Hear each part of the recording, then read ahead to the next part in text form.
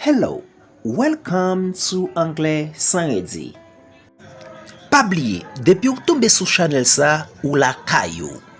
Let's jump. I was busy. Mwen te okipe. I am afraid. Mwen pe. I am not afraid.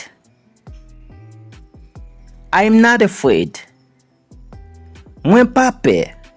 He's so lazy. Li telman parwese. I was doing my homework.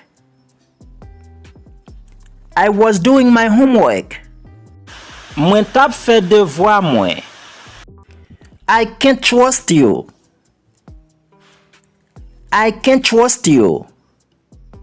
Mwen pa ka fe ou konfians. Because you lied to me. Paske ou ba manti. You will not do it again.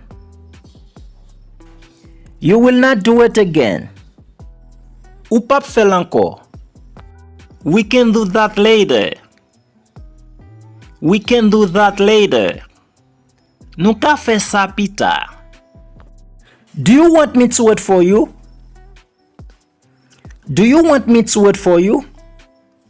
Eske ou vle mwen tan nou? We will talk later.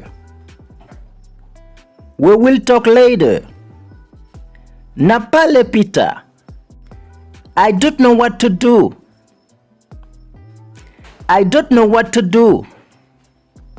Mwen pa konen sa pou mfe.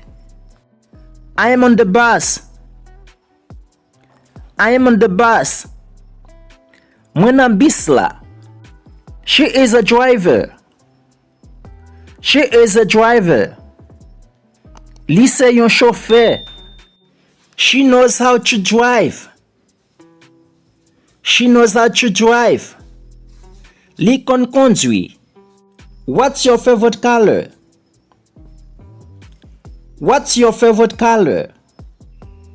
Ki couleur prefere ou?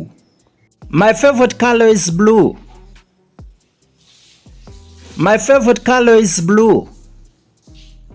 Couleur prefere mwen se ble. I'm upset with my cousin.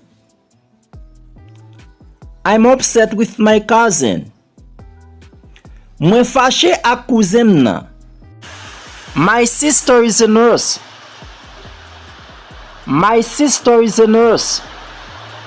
Se mwen yon se yon infirmière. Do you have any questions for us?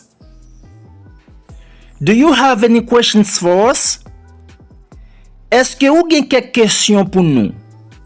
I can stay alone.